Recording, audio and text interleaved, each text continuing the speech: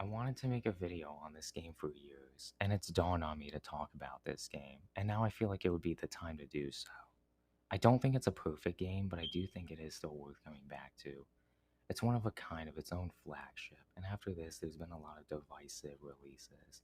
And what makes me come back to this game is how odd but satisfying it felt, which is why I see this as a gem of the past.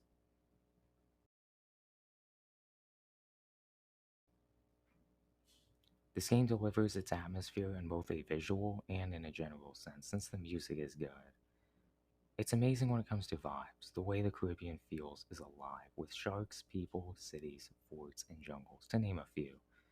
And I know they made a spin off game following this for like last gen players, to get out like Unity for next gen players.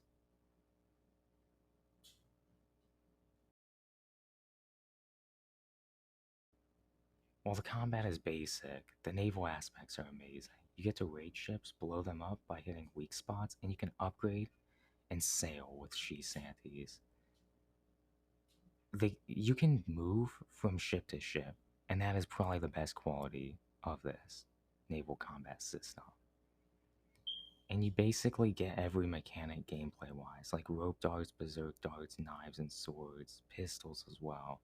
You can even pick up weapons. They give you decent stealth mechanics as well, because they basically take the engine that the third game had and they expand more on that. So even if the combat is basic, you still have tons of apparels to use.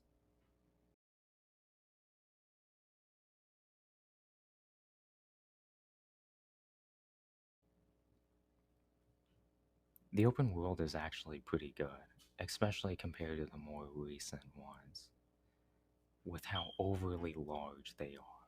And I like how the world in this game gives you side activities that are actually pretty good. And there is a fast travel, but you don't need it because of how good the naval transversal is.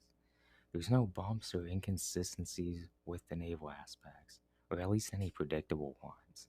And you get animals on land and sea, as well as people in the cities of Havana, Kingston, and Nassau. They have a decent amount of visual variety, and not only was the exploration good, but the world felt like a step up and very fun to transverse. I'd even say the foot transversal is fine, especially with the open world versatility.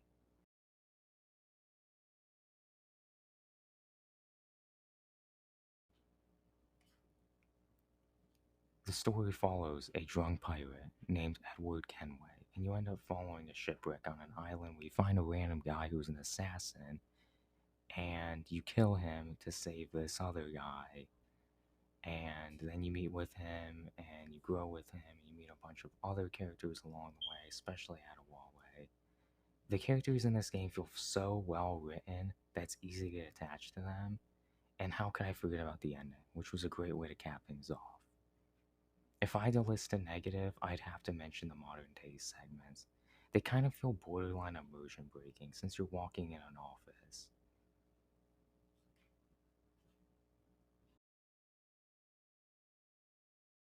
This game is definitely worth playing, and I think enough people already recognize that by now.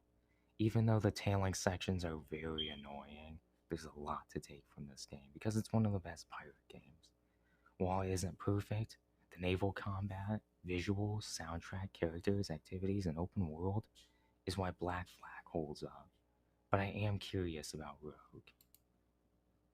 I heard the old man say, leave her, Johnny, leave her. Tomorrow ye will get your pay, and it's time for us to leave her.